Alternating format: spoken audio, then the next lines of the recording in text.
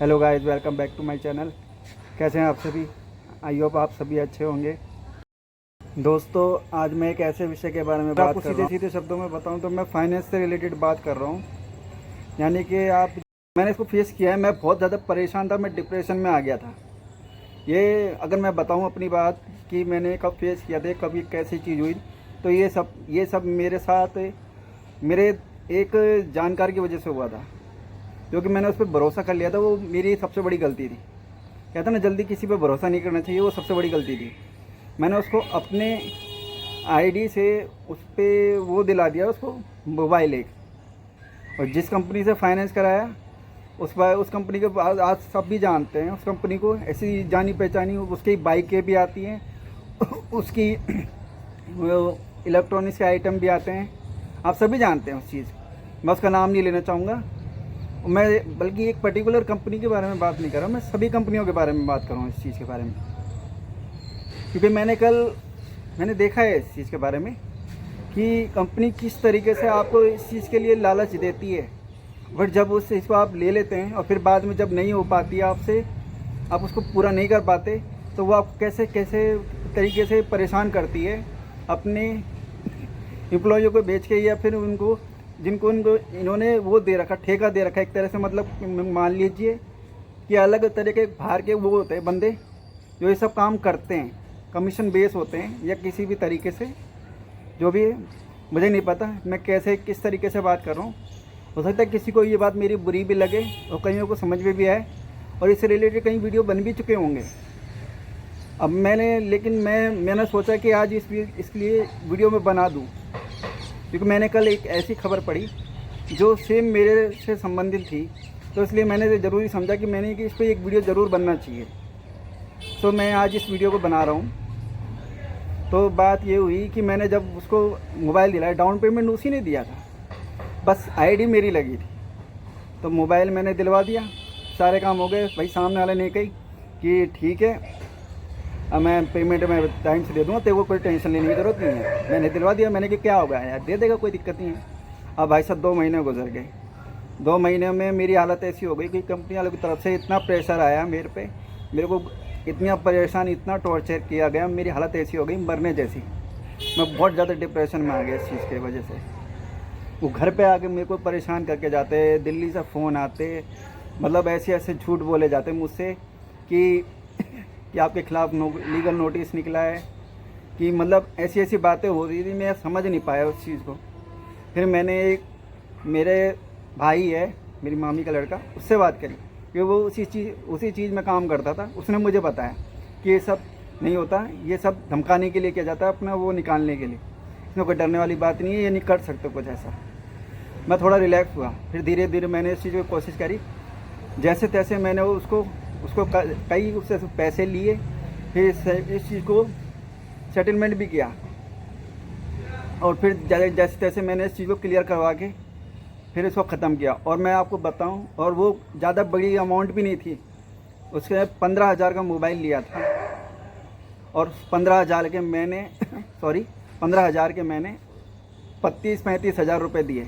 आप सोच सकते हैं, जिस चीज़ पे 3,000 से ज़्यादा ब्याज नहीं लगता, उस चीज़ के मैंने 32-35 हज़ार रुपये तक दिए। तो सोचिए ये किस पे चीज़ कितनी भारी पड़ती है। आपको शुरू में तो अच्छा लगता है कि हाँ आपने एक चीज़ नहीं ली है, आपको खुशी भी होती है। मैं ये नहीं कह रहा कि आपको इस पे नहीं लेना चाहिए, अच्छी बुरी है, नहीं, अच्छी है। हो सकता है आपको इच्छा करती भी होगी, और कई लोग ले भी लेते हैं और कहीं चुका भी देते हैं, लेकिन कई लोगों की कंडीशन ऐसी होती है कि वो उस चीज़ को चुका नहीं पाते हैं और ले लेते हैं, और फिर इन पर मेंटली कंपनी की तरफ से ऐसे लोग भेजे जाते हैं जो इनको इस तरीके से परेशान करते हैं कि वो डिप्रेशन में आ जाते हैं, और फिर सुसाइड या ऐसी चीज़ों के बारे में सोचते हैं जिनसे इनको तो परेशानी होती है, साथ में परिवार को भी परेशानी होती है। वो इस चीज़ के बारे में नहीं सोचते, वो तो एक बार में ही सामने वाला उस चीज़ को कर देता है, लेकिन वो ये नहीं सोचते कि इनके पीछे से ये आज अगर ये कदम उठाएंगे तो इनके परिवार वालों को क्या होगा।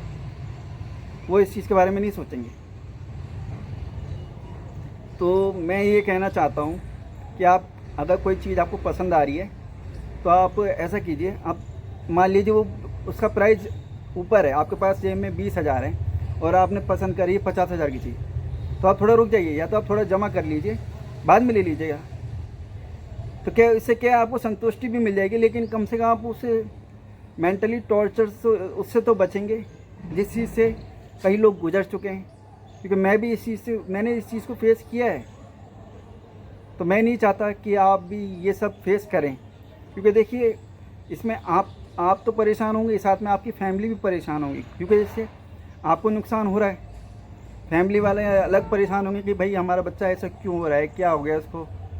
फिर जब उनको ये सब चीज़ें पता लगी होंगी तब तक सारी चीज़ें आदि हो चुकी होंगी, और तब तक आप उसके स्टेज में होंगे कि शायद हो सकता है आप रिकवर ना हो या हो भी जाएं, या फिर आप ऐसा कदम उठा लेंगे जिससे आपका परिवार भी परेशान हो फिर बाद में। तो इसीलिए आप ये चीज़ सोचिए कि फाइनेंस मैं नहीं कहता कि बुरी चीज़ है, लेकिन अच्छी भी नहीं है। हर चीज़ के लिए फाइनेंस करवाना ज़रूरी नहीं है कि छोटी छोटी चीज़ों के लिए आप फाइनेंस करवाएं। कि आपकी सैलरी 30,000 है, 40,000 है, 50,000 है, ठीक है, 50,000 भी अगर मान के चलें आपकी 1 महीना है, या फिर मान लीजिए मिनिमम आपकी 10 किसी की 10,000 भी होती है, किसी की 5,000 भी होती है। मैं एक पर्टिकुलर अमाउंट लेके चल रहा हूँ कि मान लीजिए मैं 20,000 लेके चलता हूँ। 20,000 आप महीने का कमा रहे हैं, तो साल का आप कितना कमाएंगे? 2,40,000 रुपये। 2,40,000 रुपये अगर आप साल का कमाते हैं, वो कहीं अमेरिका मारे लेते हैं, कहीं कुछ किसी मतलब अलग अलग कारण है, कोई पर्टिकुलर कारण नहीं है, ले लीजिए। लेकिन ये नहीं कि आप उस चीज़ को किस्त पे लें, क्योंकि बाद में फिर आप मान लीजिए अलग अलग चीज़ों के लिए पैसे दे रहे हैं और फिर बाद में आपके पास पैसे नहीं हैं, या कोई भी इमरजेंसी पड़ गई कल को, फिर आप कहें यार मेरे पास पैसे नहीं, और फिर वहाँ से पैसा आना लग जाए कंपनी की तरफ से, भाई इसकी किस्त नहीं आई, इसको मतलब कैसे भी करके इससे पैसे लेके आओ। तो वो अलग अलग तरीके की कंपनी अपने बंदों को भेजती है, कमीशन वाले जो भी है, जो पैसे इकट्ठे करते हैं, वो आपको घर पे आके परेशान करेंगे, और इस तरीके से परेशान कर देंगे कि आप अपने आप को ख़त्म करने की सोचोगे, जो कि बहुत गलत है। क्योंकि मैंने भी ऐसे ही एक बार ये सोचा था, और मैं इस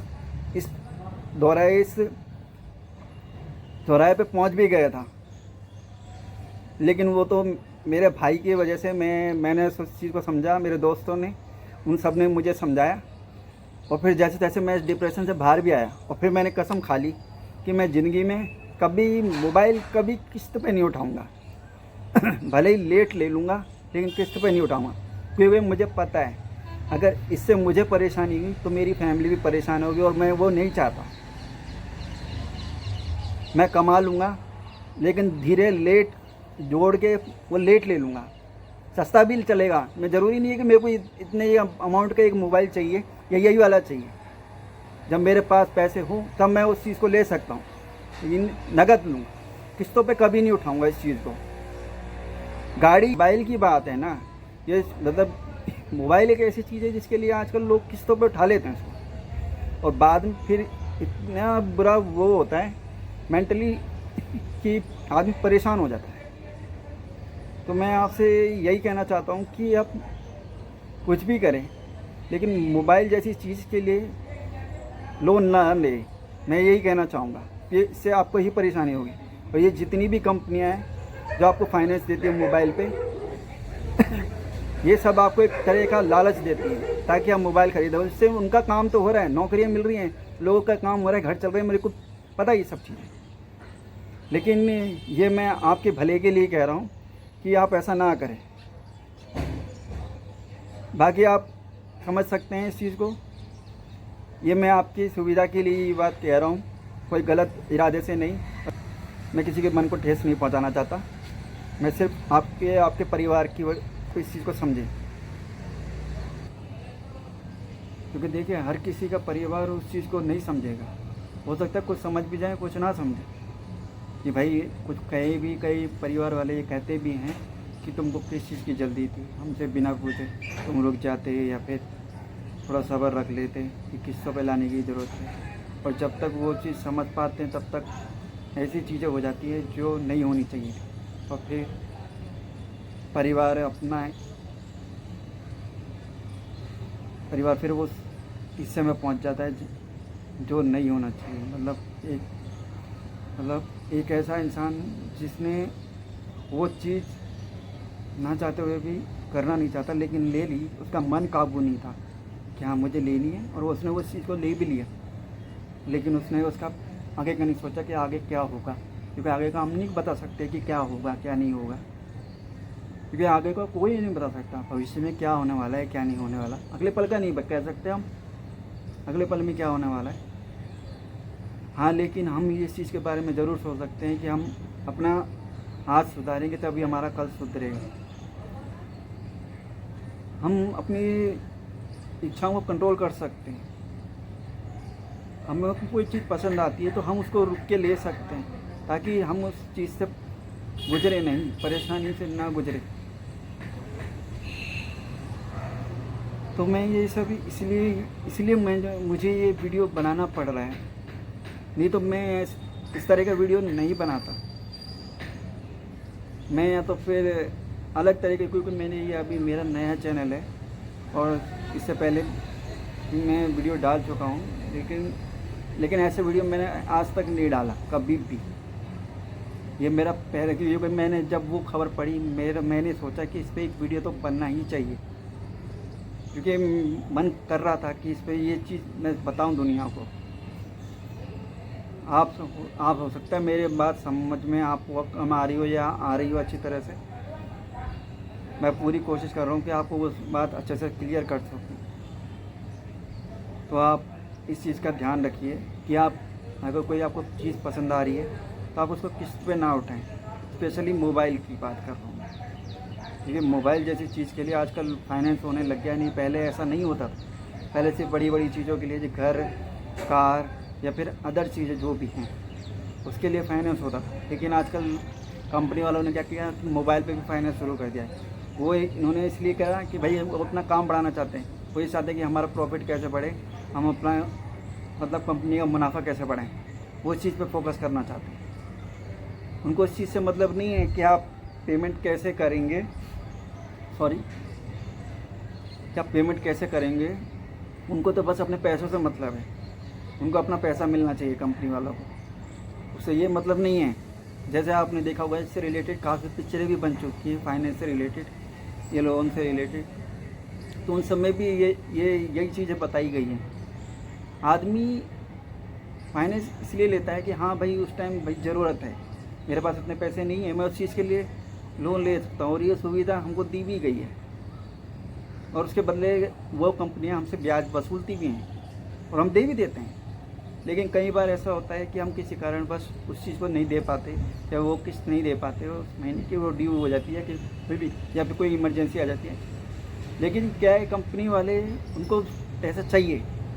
आपने उसकी किस्त बनवाई है तो आपको उस महीने में किस्त देनी पड़ेगी, या तो वो उसकी पेनल्टी लगाएंगे या आपको वो किस्त देनी पड़ेगी इस महीने में, नहीं तो वो उसके आगे पेनल्टी बढ़ाते जाते हैं। और कुछ लोग होते हैं भी, मैं आगे दे दूंगा, उसकी एक साथ पेमेंट कर दूंगा, कर भी देते हैं कुछ लोग। लेकिन कुछ लोग ऐसे मिडिल क्लास ऐसे बहुत क्या भाई नहीं दे पाते। ये इमरजेंसी कोई बता के नहीं आती, कभी भी आ सकती है इमरजेंसी। तो कुछ ले भी लेते हैं कि भाई कोई शौक होता है, भाई हाँ मैंने ले लिया किसी पर, देख मेरे पास ये बढ़िया मोबाइल है, मैंने अभी लिया है नया। लेकिन वो मान लीजिए जॉब नहीं कर रहे, कुछ भी, घर वाले ऐसे हैं भाई ज़्यादा कमाई नहीं है सबकी, लेकिन ले लिया उसने, शौक था, ले लिया मोबाइल।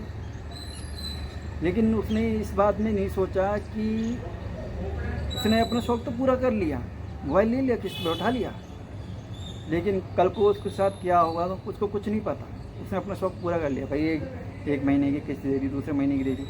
लेकिन मान लीजिए वो जॉब नहीं कर रहा तो कुछ छूट गई या कुछ भी होगा, कोई भी अदर मतलब कोई भी कारण हो सकता है। मैं तो सिर्फ एक बात ये कह रहा हूँ कि कोई भी कारण हो सकता है, लेकिन सामने कंपनी को तो पैसे से मतलब है, उसको ये मतलब नहीं कि आपने की जॉब छूटी या कुछ भी हुआ आपके घर में, मुझे उससे कोई मतलब नहीं, मुझे तो मेरा पैसा चाहिए।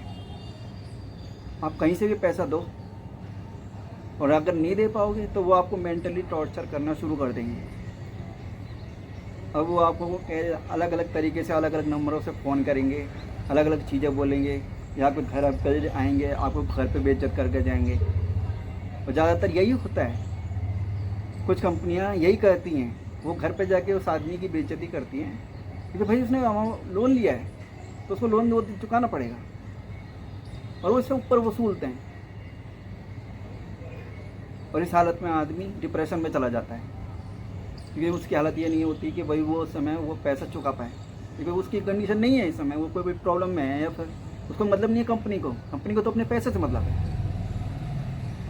लेकिन वो नहीं देखती, उसको कोई मतलब नहीं है कि भाई बंदा किस परेशानी में, उससे कोई मतलब नहीं, उसको तो अपने पैसों से मतलब है। वो पैसा चाहता है बस अपना, उसको पैसा चाहिए अपना। तुम लोग को उससे कोई मतलब नहीं है, तुम चाहे बीमार हो, मरो, कुछ भी करो, तुम उसको पैसा चाहिए। तो वो अपने पैसों के लिए आपको इस तरीके से टॉर्चर करेंगे कि आप मरने तक के लिए तैयार हो जाओगे। और कुछ लोग कर भी देते हैं ये चीज़। क्यों भाई? एक इसी चीज़ के लिए आप अपनी जान गंवा देते हो बिना कुछ सोच समझे कि आपके परिवार का पीछे क्या होगा। कुछ नहीं सोचते आप इस चीज़ के। बस यहाँ मैंने सोचा कि भाई इस चीज़ से मेरे को छुटकारा मिल गया, अब मेरे को कोई दिक्कत नहीं है। लेकिन इससे पीछे आप ये नहीं सोचते कि आपके परिवार कितना परेशानी में होगा, वो किस चीज़ को फेस कर रहा होगा, कैसे झेल रहा होगा इस चीज़ को।